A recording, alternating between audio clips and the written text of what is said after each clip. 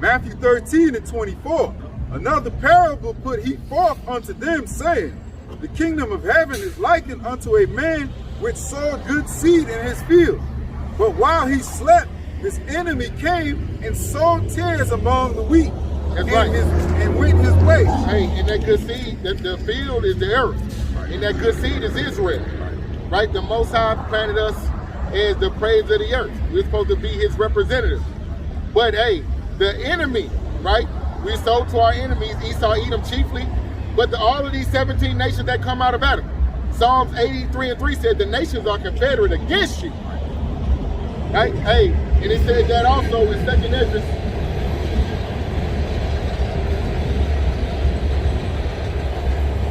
In 2nd Ezra 6:54 on down, it said the earth was made for our sake. These nations are like unto spittle. But the reason why they've gotten high above us is because we transgressed the laws that the Most High gave to us for our good. And he told us in his word, if we were to continue in this rebellion, this is what will happen. Your children will be given to strangers, an evil, wicked nation, a fierce countenance. So when you hear about gator bait and shit, what type of people would do that? A cruel nation of fierce countenance that had no regard for the old or the young. They had little babies out in plantations, picking cotton from can't see morning to can't see night. Right? Why? Because we were giving it to our enemies, just like the parable is saying right now. Right? The good man, the good shepherd, right? Yahweh, he sowed good seed into the field. But that wicked one came and he sowed seed among the good seed. Right? You can bring this out from the top one more time. Matthew 13:24. Go on. Another parable put he forth unto them, saying, the kingdom of heaven is likened unto a man which sowed good seed in his field. But while he slept, his enemy came and sowed tares among the wheat. So what? And sowed tares among the wheat. Hey, so because among Jake, you'll have the seed of Esau. You know, so-called white man will impregnate all of the native Israelites. And the babies will look, you know, like, they're phenotypically, they'll look like the mother. And see, this is why the so-called white man, you know the story of Pocahontas. Yeah. John Smith did just that. Yeah. He put seed in Pocahontas. And that seed came back saying that they are $5 Indian. Yeah. Those are the ones on the reservation saying that they're Cherokee through their mother's line. Right. Yeah, your mama was raped. And now you're saying that I'm half Indian. I'm 1/4 Indian because your grandmama was raped. Right. But you're not an Indian. You are a Ter. Right. You are an Edomite, according to your biblical nationality. You are the seed of your father. That's what goes on in America all day, especially with the $5 Indians. If you go to the reservations and you see who is actually benefiting off of these casinos, benefiting off these land grants. Goddamn children of Esau that raped the native women. This is what goes on. Why? Because the understanding of who you are in this society, it gets blurred. They have designation like mixed, right? Or you can say you are who your father is, or who you are who your mother is, rather, right? And the Bible doesn't push that, right? You can continue on. 26.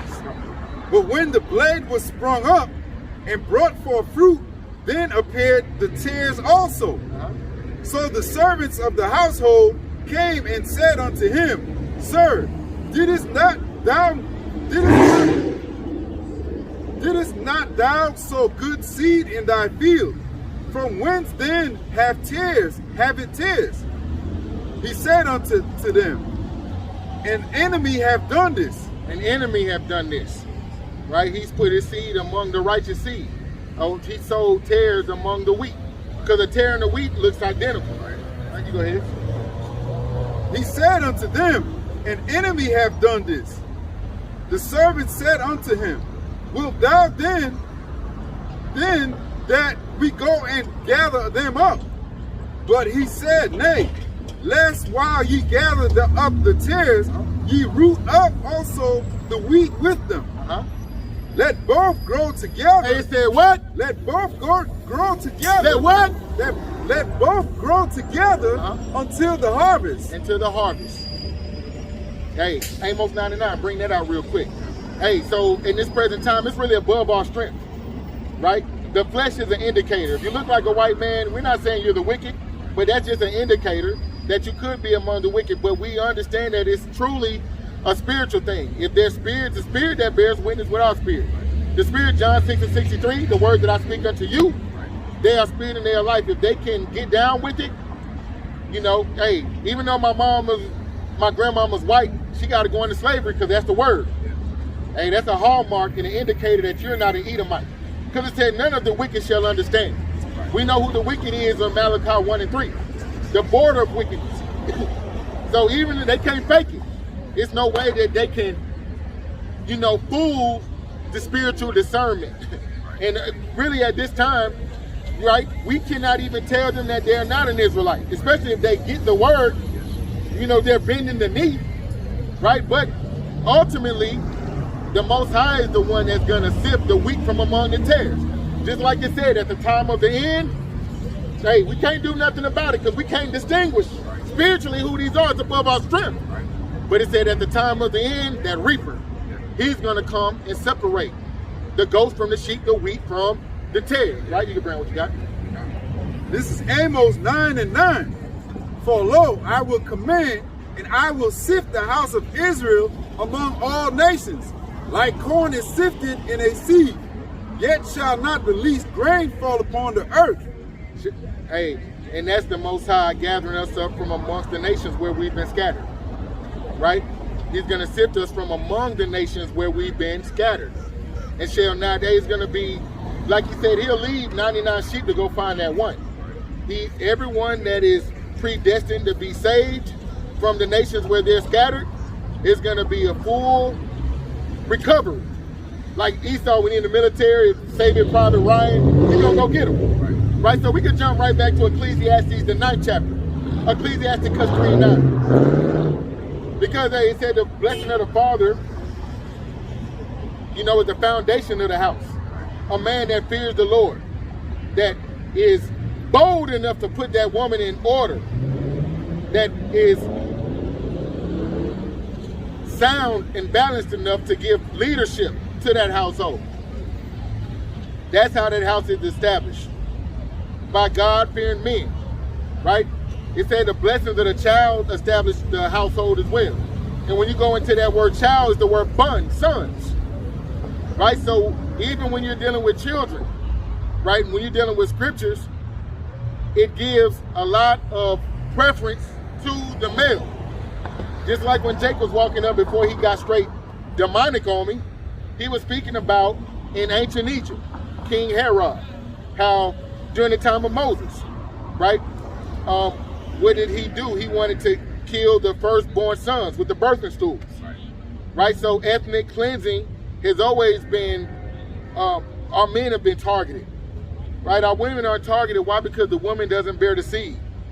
They understand that our nation continues by Israelite men laying seed. The woman doesn't lay the seed. So you mean to tell me that if every Israelite woman were to disappear off the face of the earth, our nation would still be intact? Why? Because the seed will be able to go forward through the men. But just like those wicked kings in that time, they knew if every Israelite man was taken out of the way, that's the end of our nation. Because at that point, they will put their seed in our women will give birth to their nation. Yeah, that's why on television you always see the biracial. They'll show the white man with a black woman. Why? Because the so-called white man has a worldwide negative birth rate. The so-called white woman isn't procreating at a sustaining rate. So the white man understands that, okay, it doesn't matter if these white women are pushing these babies out. We don't matter if they're recessive and they have all type of birth defects. We can use other nations to further our gene. So that's why on these commercials you'll see this Afrocentric woman paired with this white man and a mulatto so-called mixed child. That's common. Every corporation Coca-Cola, Frito-Lay, the car corporations, they're all gonna pander to all women's sensibilities that they can get with another nation and find higher ground. When the stories are coming out about all of the slave play that they do in the bedroom, all of the trauma and the abuse that they gotta endure at the hands of these white men, just so in public, socially, you could look as though you're better off. You got better status because you're with someone of the dominant society. I saw a string of videos about, you ever heard of a massive challenge? Oh yeah, A massive challenge? go into it. I mean, like, you know, you have, like the brother was bringing out, a so-called white man that is in a relationship with a so-called black woman, and, you know, for some reason they have this challenge now where, you know, the white man grabs, you know, the black woman by the hair or by the collar and yokes her up, Right. and it's some kind of thing now, you know. Right, some masochistic, you know, sexual perverted stuff that goes on inside of these, you know, so-called white men's bedroom when they get with a black woman. You know, you can only imagine all of the disgusting, degenerate stuff that goes on in these bedrooms when our women get with Esau Edom. Like, get this in Tobit 4 and 12 real quick. I don't want to get on it, but, you know, the Spirit has it where we need to let our people know that, you know, getting with these other nations, not only do the scriptures tell us something that we shouldn't do, you know, but it's actually the understanding on why you shouldn't do it. We're going to get into it right now. Oh, you bring this out, Tobit 4 and 12. Tobit 4 and 12. Done. Beware of all whoredoms, my son, and chiefly take a wife of the seed of thy fathers, and take not a strange woman to wife. Hey, the scriptures say, beware of all whoredom, because the deal with these other nations is looking like, you know, just deviant. You know what I'm saying? But it said, beware of all whoredoms at the beginning, because this is what happens when our people try to get sexual access with these nations that are round about.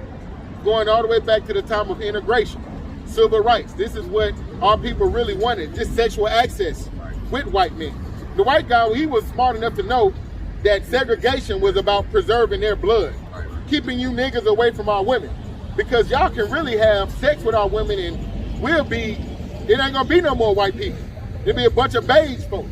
So their justification for segregation, you know, they're saying Jake was hypersexual to preserve their race, keep us from their woman.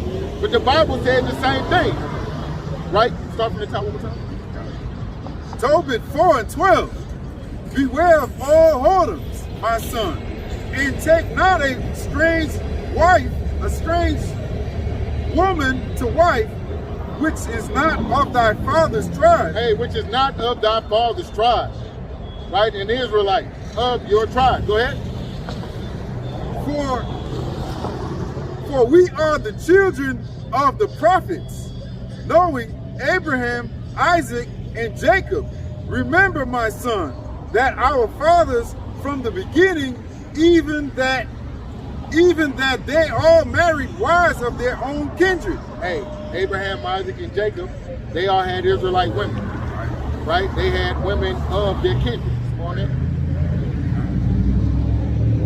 And they were blessed with their children, and their seed shall inherit the land.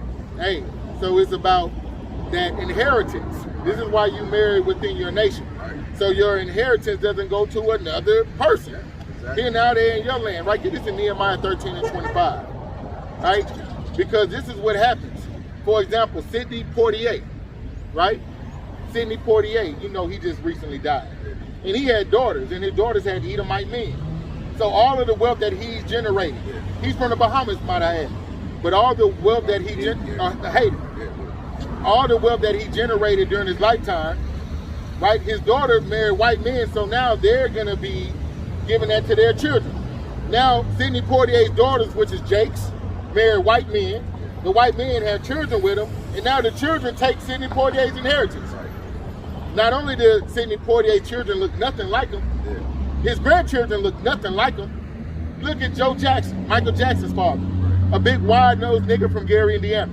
But look at Michael Jackson's kids. They don't look nothing like their granddaddy. You know what I'm saying? If you had to pick a lineup, who's grandchildren of this? No, because your genes have been destroyed. Phenotypically. Don't you want your children to look like you? You know, the so-called white man, that's what his whole justification for segregation. When that baby come out with those little recessive blue and green eyes, it makes the granddad cry. Why? Because he's saying my baby look just like my dad. He's seeing his grandfather, the grandfather seeing his father in the son. But only among Israelites will they try to destroy their genes, right? They'll try to lighten their skin. Why? Because they hate their fathers. They've been deceived by the father of lies to think that your phenotype, you know, I don't want to produce a child with kinky hair like mine. Right. I want my child to have good hair. So they'll look past the fact that this cracker's a sexual deviant, he doesn't work, he is abusive. They just want those high yellow babies so they can brush their hair. And I'm pretty sure in this society, the nigger woman to treat the baby better. You know, an Edomite mother would treat the baby better if the father is a white man. But Nehemiah 13 and 25. Yeah. You know, to be wavy and exotic, to be mixed. Our people don't want to marry within their nation. Look, you got nappy hair, so-called kinky hair. I got kinky hair. No, she wants to have a baby with, you know, the baby hair in the front that you can lay down. Put some spit on it. Hey, you know, the just for me perms and all of that. That was mothers that hated themselves and they were projecting that on their child, putting all type of toxic lye and acid in the baby head, right. Just so she can have a more laid Eurocentric look, so she can shake it around. And that you know, that same products that they put in the child's hair from the time they were yay high now are taking root and are, you know, preventing them from their reproductive organs all jacked up now. Hey, they said that they did an autopsy on a woman that was getting perm from a youth, and they said she had like some gray slime on her brain. So you have to understand, your skin is the biggest organ of your body. Right. So when you put different chemicals on your hair, just so you can achieve a different look. Right. Just like, you know, Malcolm X, although he was in error, he was like, who taught you to hate yourself? Right. Who taught you that your hair was, you know, the black doll test? When they asked the little child in the black doll experiment, which doll is nice? Which doll is mean? Right. Which doll is pretty? You see how in this society, you get socially programmed. You know, you can watch TV and they already have the L'Oreal and the Maybelline commercials. You know, Victoria's Secret with the Eurocentric standard of what beautiful is. The white bitch with the stringy dog hair, she shake it. In the morning time, you know, Eve, she really gotta put in work. She just can't put it in a beret and get running like a white woman. You know, but this is why, you know, people like Madam C.J. Walker were able to become millionaires in that time because they were touching on the insecurities of our women with those hair care products. And she had more money in that time, you know, to rival some of those damn oil tycoons because she came up with that concoction of how to relax her. Your hair needs to be more relaxed. Because when your hair is relaxed, you let the white people relax. Yeah, they feel more at ease. They feel safe. You know, and you know, Chris Rock, he actually had a documentary called Good Hair, where he went into this world of cosmetics, hair, nails, and how the face of it is black women that really find fault in how they look and feel like they have to enhance their appearance. Now you have the snuffleupagus eyelashes. On the plantation, you know, I went to a Korean establishment, a warehouse, and you know, they sell all kind of beauty products. Yeah. And in one area is like a staging area you know, and it has labels, Mm-hmm. you know, and I look and, you know, Eve went from dark Right. all the way to light, Wow. and all their products are lined up just for Eve. Wow. You know? And when you're dealing with the Koreans, they really run the hair care industry. And you would think because they manufacture these products that they will open up the distribution pipeline to the black women over here, since that's 98% of their market, their clientele. But do you think they'll open up their market to a black woman so she could come over here and sell these products to her people? No. They come over here like all of the other nations that are competitive against us. They cut out their own little niches. I wouldn't give a fuck if it's Chinese food, if it's dry cleaners. I wouldn't care if it's Dunkin' Donuts, gas stations, hair weave. The stranger has gotten high above us, as the scriptures say, right? And they get high above us, you see, in our so-called communities where we don't control any of the economics. They don't invest amongst us. They come and they sell to us, but they don't buy from us. And then if we say, hey, can we buy from you to sell to our people? They'll blackball, you know. So just like the Chinese, they can't go to the Koreans and buy their stuff. They only sell to Koreans, which is racist, right? But this is what happens. You know, the Bible is a racist document. You know, the Most High, get this in Zephaniah 2. The Most High tells us in His Word that we should be separate from these nations, just like we were going to in the book of Nehemiah. We could get this in Zephaniah 2, then we could jump back to Nehemiah. Because it's all about being separate. Leviticus 20 and 26 says, the Most High severed us from the nations by giving us His law, statutes, and commandments. But our people envy their oppressors. Proverbs 3 and 31. Right? They look at what the heathen has as to be desired. Right, this is Zephaniah 2 and 1. Gather yourselves together. Yeah, gather together, O nation not desired. Go ahead. Before the decree bring forth, before the day pass as the chaff. But the Most High, He tells us to be segregated. Gather yourselves together, O nation not desired. These nations that are round about, they don't desire to join us as brothers and sisters. They look at us as enemies, something other than human in a lot of situations, right? Hey, so we just gonna jump back to Nehemiah 13 and 25. Lord willing, this has been edifying. Nehemiah 13 and 25. Go.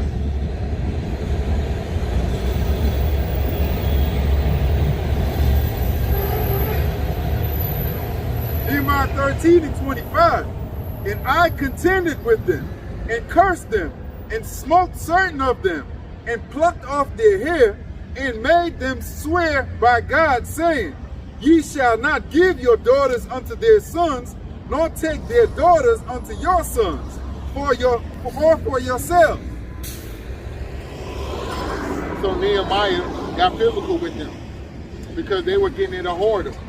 They were fattening up these other nations. They were squandering away their inheritance by joining into the other nations. Hey, and can we deal with the women from other nations? Get this in Deuteronomy 21 and hey, because we are a warrior class people, right? Exodus 15 and 3 says our God is a man of war. So when we would go to war, a part of the spoils of war is ravishing the women, bringing them into our nation and increasing our numbers by impregnating their women with our children. So the Bible is about to go into the protocol.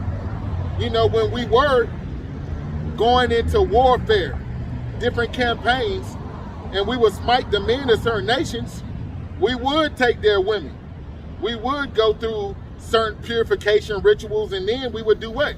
Bring her and absolve her into our nation, right? But certain things had to be done so that that woman couldn't go back into that heathenism of her mother and her father. Right? You can bring that with you, guys. 21 and 10. This is Deuteronomy 21 and 10. Hey, because Jacob always say, well, in the scriptures, you know, different men, his wife was a Moabite, and his wife was this nation, and his wife was that. Well, that could have been an Israelite that was scattered among the land of Moab that was called a Moabite. Like the Samaritan women, these are all Israelite women. that were in that society and living like those nations that were round about. But in the sense, if it was a natural heathen, the Bible actually speaks about how she would enter into our nation and be absolved in. And we're about to get into it right now. Okay? Deuteronomy 21:10. When thou goest forth to war against thine enemies, and the Lord thy God have delivered them into thine hands, thou hast taken them captive, and seest among the captives a beautiful woman. A what? A beautiful woman. So this is among your enemies. Right. This is not your people. This is the heathen, the other 17 nations out of Adam. Right. When you go among your enemies, and after we dominate them, right, and you see the spoils of war booty, right? Go ahead. And thou seest amongst the captives a beautiful woman, and has a desire unto her. Oh, okay, so you like, dang, I always wanted a wavy gook. I always wanted a little flat booty East Indian. I always wanted a Habesha Ethiopian. I want to be a Habesha now. You know, but when you go to war and you see a beautiful woman, it's a protocol in the Bible on if you deal with her and how you deal with her. In his modern times, Jacob go deal with the heathen.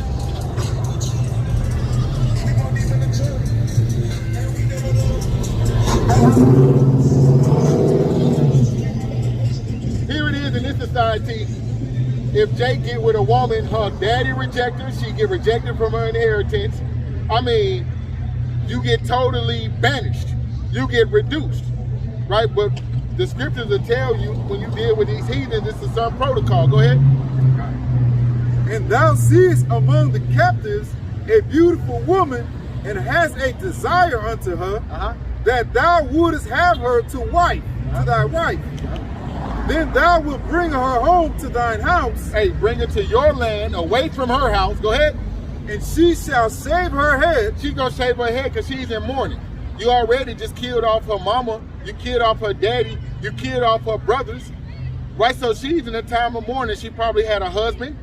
She probably had children. We're talking about warfare right here. We're talking about blood and guts. Right? And this is what happens in war. You go into a territory, sometimes it's scorched earth. You know, like we were supposed to do during the time of Saul. We burn everything. The animals, the pigs, the lands, the women, leave nothing alive. But in a sense, where women are the spoils of war. Woman coming to your nation, she cooks, she cleans, and she gives children. Right? If you get a beautiful woman, it said bring her into your household. This is at a time when we have borders. We're coming back from war. Like our warriors go to Iraq and then they come back. They're in Iraq killing other people's fathers and children, then they come back and hold their babies and go to the movies with their wife. Why? Because that's what warfare entails. Right? When you go into war and you destroy it and you see this woman and you say, hey, I could do something with this. Just like if they had wealth, resources, gold, animals. That's why you go to war. Right? To strengthen your nation and resources and further your territory. Right? And this is how we were at one point. The nations round about, we gave them hell. We were constantly going into their regions and dominating them. The book of Chronicles, the book of Kings tells a few of the battles that our patriarchs went into where we were successful. You go ahead. I believe they would be called concubines, right? Concubines are lesser wife. Lesser wife. That's right. 12. And then shalt thou bring her home to thine house, and she shall shave her head and pare her nails, and she shall put the raiment of her captivity from off her, and shall remain in thine house, and bewail her father and her mother a full month. Why is she going to bewail her father and her mother? Because y'all killed them in battle. Even if, how you doing? Even if she had the desire to go and make, yes sir. Even if she had a desire to go and make a supplication to the idols of her mother and her father, they're not there anymore. She's mourning them. They died in battle. You see what I'm saying? You go ahead. And she shall put the raiment off of her captivity from off her, and shall remain in thine house, and bewail her father and thy mother a full month. Hey. And after that thou shalt go in unto her. Hey, so it's saying for a full month she had to be purified. Hey, the white man is the devil that the Bible speaks of. Hey, I put up white man and devil sign he left. Hey, but you don't even go into her the first month. Why? Because she still got the stench of her husband on her, right? She still is mourning being snatched away from her nation. She's literally being absorbed into our nation. She's becoming an honorary Israelite. Why? Because her mother and her father are not there to influence her, or mainly your children. You have babies with her, and now, well, we're going to get on that in a second about King Solomon. You see, the reason why you had to put the men, like the brother said, she may have been married.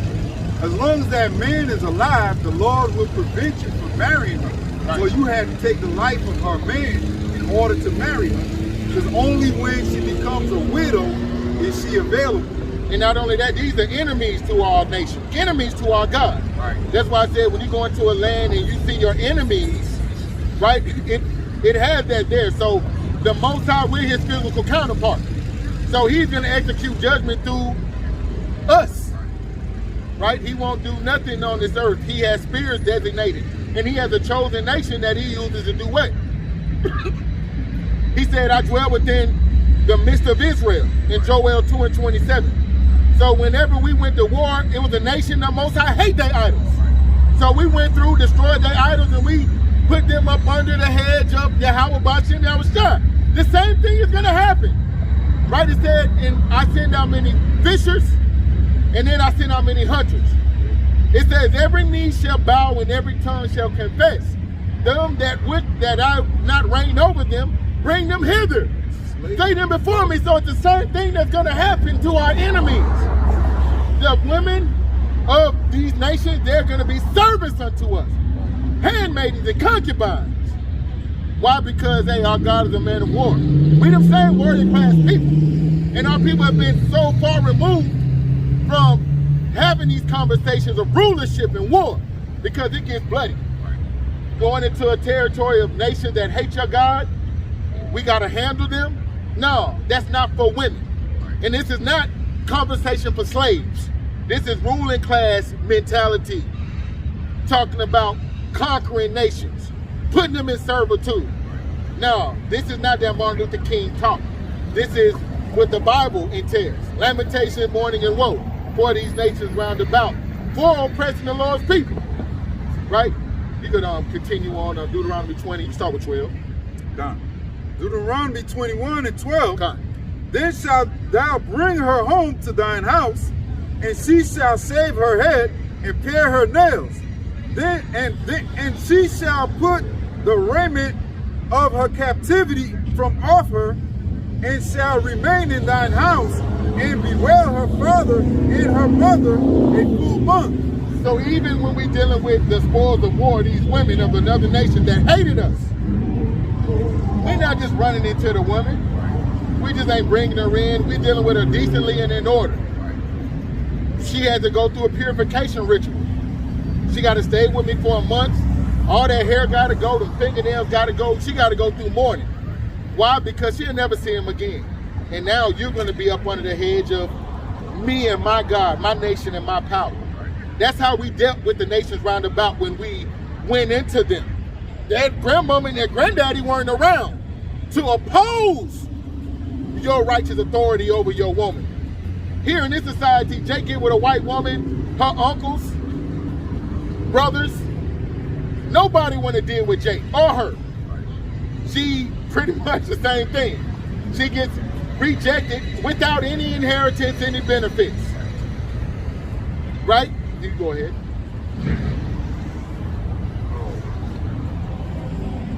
And shall remain in thine house, and bewail her father and her mother a full month. And after thou shalt go in unto her, and be her husband, and she shall be thy wife. Hey, that's the protocol if you're dealing with the heathens, right? Get this in 1 Kings 11 chapter. Beware of all whoredom. That's what it said, you know, at the beginning of Tobit, the 4th chapter. Our fathers were blessed in their seed. Why? Because their inheritance didn't go to another nation. Nehemiah, hey, he was a prophet that actually got physical with Israelites that went and stopped dealing with these nations. Nehemiah was saying it's getting out of hand. You niggas are a problem. See what I'm saying? Deuteronomy, it showed you if you're dealing with a heathen nation, when we did deal with these other nations, we just didn't buy them a shot at the bar, slide it down by the bartender. The Jake and the Hack sent this to you. Then you go and lay with her that same night. No, you an enemy. Yeah, you sex and everything, but you a Cushite. The only way I can deal with you in warfare is if I conquer you.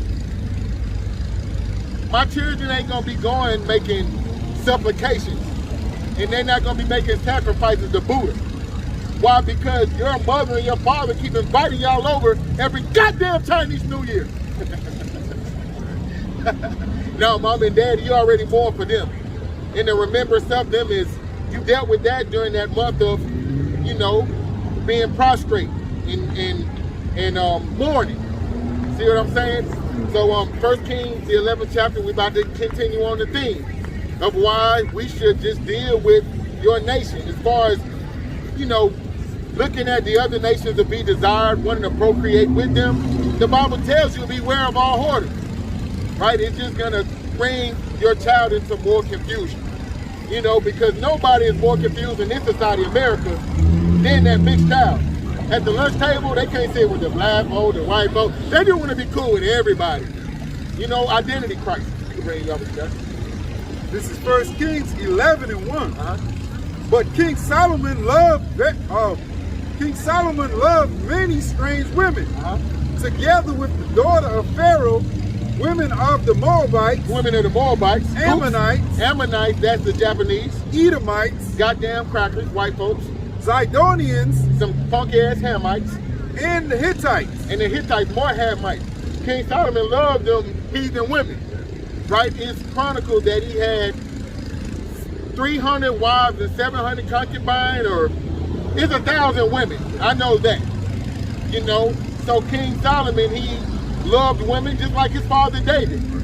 King David lusted for Bathsheba when she was married. Right. You know, they, you know, like a lot of Jake in this society. You know what I'm saying? They love women and a lot of them. They had a sex drive that the Most High put in their spirit to be fruitful and multiply. But they wanted to, you know, further their horizon. King Solomon just didn't want to deal with Israelite women, and ultimately, this was why the Most High got displeased with King Solomon in his old age. And we're about to go into that right now. So like this. But King Solomon loved many. 1 Kings 11:1. But King Solomon loved many strange women, together with the daughter of Pharaoh, women of the Moabites, Ammonites, Edomites, Zidonians, and Hittites, of the nations concerning which the Lord said unto the children of Israel, Ye shall not go in unto them, neither shall they come in unto you, for surely they will turn away your heart after their gods. Hey, and this is why in Deuteronomy 21:10, the mothers and the fathers and the children were cut off. Right. Because the main reason, the understanding is you don't deal with these strange women because they have their own gods. They have their own kings. They have their own way of doing things and ways of being. That's why when we went to war, that was warfare. This is the spoils of war. You know, King Solomon, he just desired to be with these women. Different variations of women. You know, and I'm sure in this society, you know, they push, you know, monogamous relationships. You know, polygamy is illegal in this society for a man to have multiple women because that actually supports our numbers. You know, so, you know, polyandry, a woman having multiple husbands, I'm pretty sure that will probably go on in society because, you know, she can only go through one cycle of birth every, 9 months, once a year. And our body got to heal and repair. But a man, you can lay seed continuously. I always use this analogy. If I lock one man in a house with 100 women, at the end of the year, you have hundreds of babies being born. But if you lock that one woman in the room with 100 men at the end of the year, octuplets at the most, if you want to be extreme. But most likely she's going to have one child. Just to let you know the potency and the potential that the Israelite man has to, for one man to become a great multitude, in 1 or 2 generations. That grandfather could be looking at 30 grandkids that he had from these, sons. And if your sons fear the Lord, then, you leave like an example unto yourself. But just continuing on King Solomon. And King Solomon erring by loving these strange women of these different nations. You go ahead. Solomon clave unto these in love, and he had 700 wives, princesses, and 300 concubines, and his wives turned away his heart. Hey, his wife turned away his heart. He didn't get these wives in warfare. He got them because they were beautiful, and, the scripture's about to go ahead and speak. You go ahead. For it came to pass when Solomon was old that his wives turned away his heart after other gods. And his heart was not perfect with the Lord, his power, as was the heart of David, his father. See, it said David's heart was perfect unto the Most High. Although he committed adultery, he's a man after God's own heart, because when he could have repaid revenge to Saul,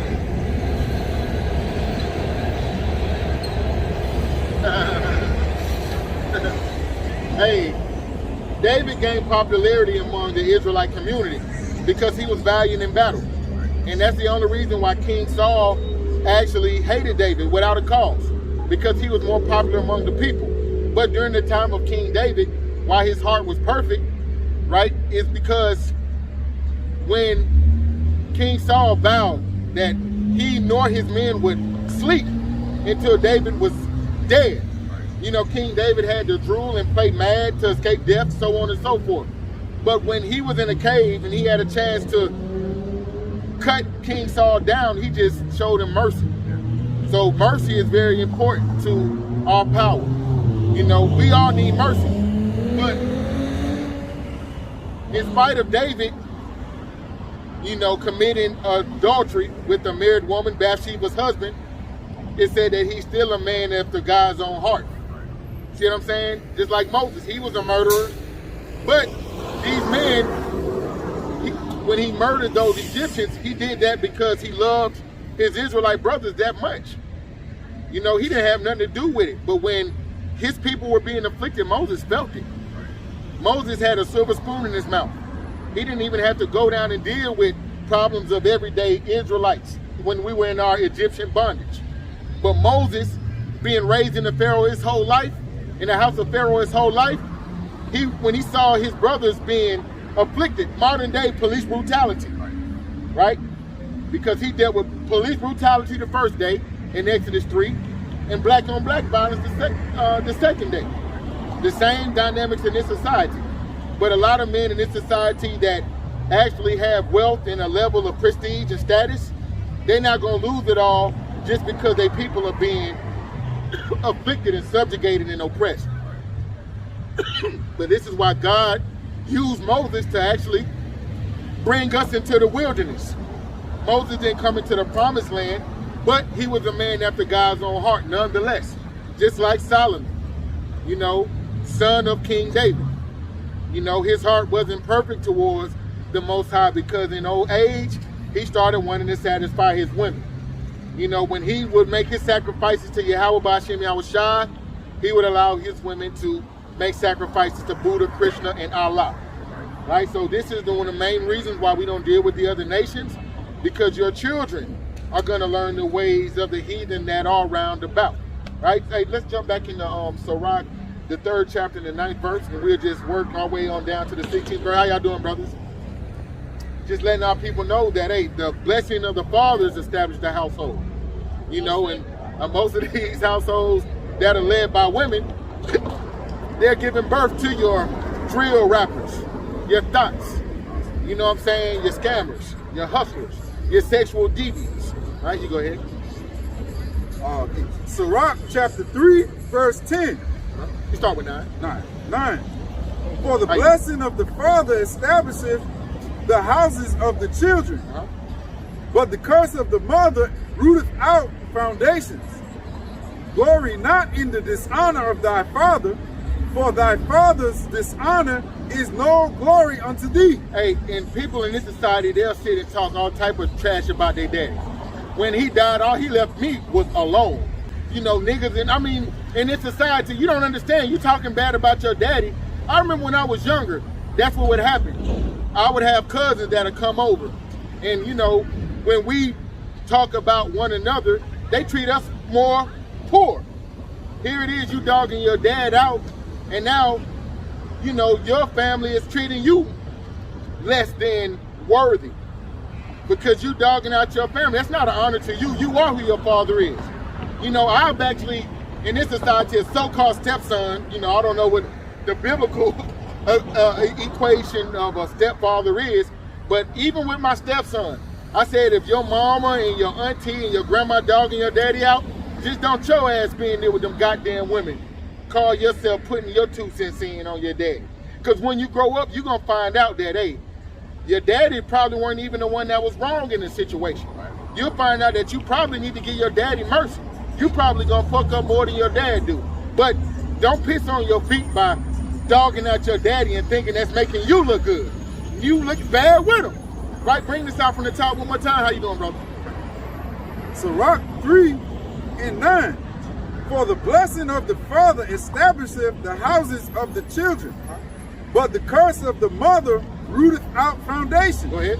Glory not in the dishonor of thy father. Here it is, your mama, your auntie dogging out your dad, and you don't have a problem with that. Nah, that's the same smoke that they have for you because you are who your father is. All right, go ahead.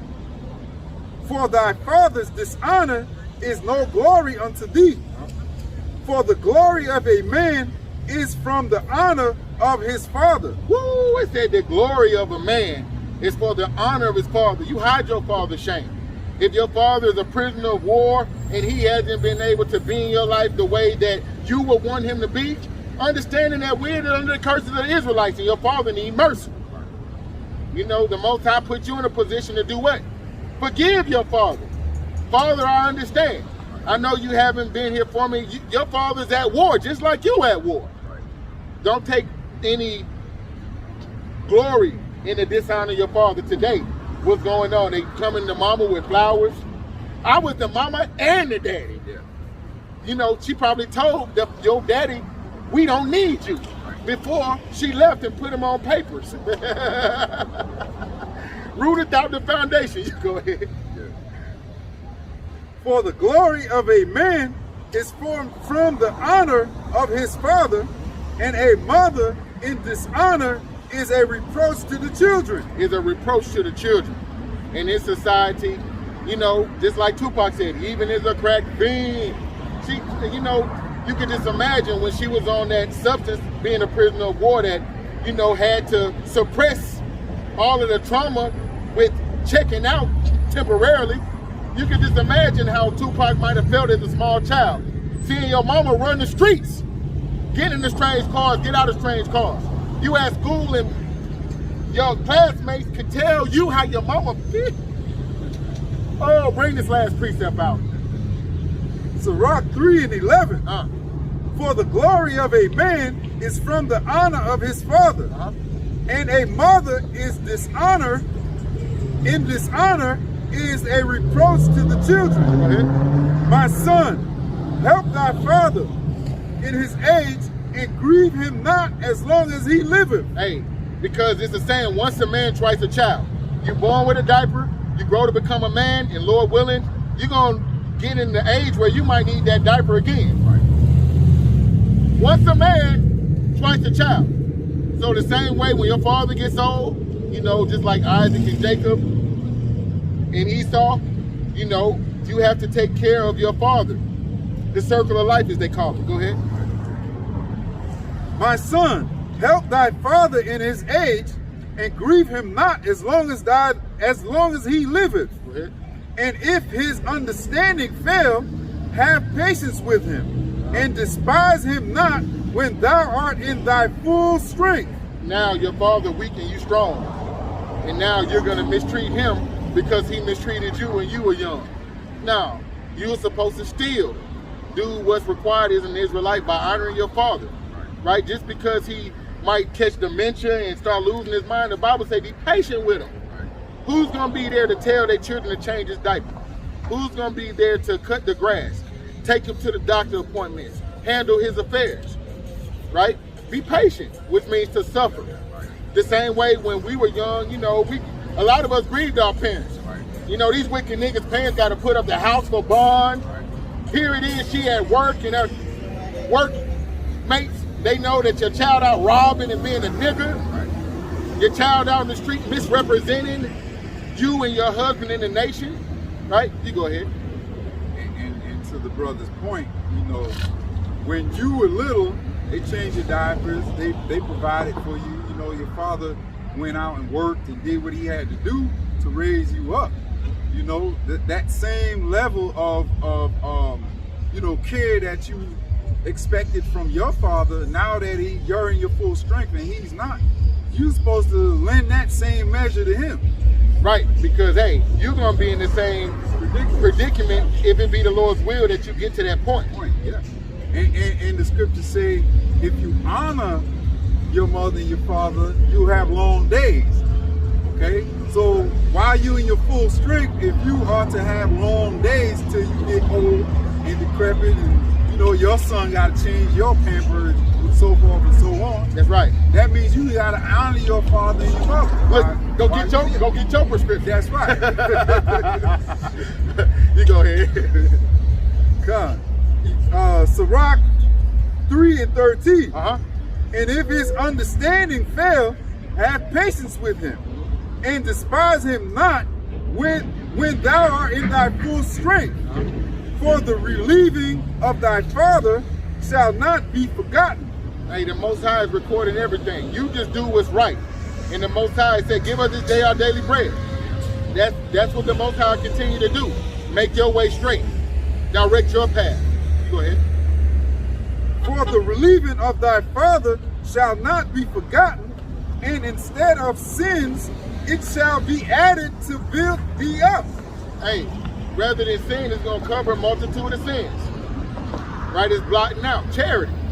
Right? It begins at home with your father. Go ahead. In the day of thine affliction, it shall be remembered.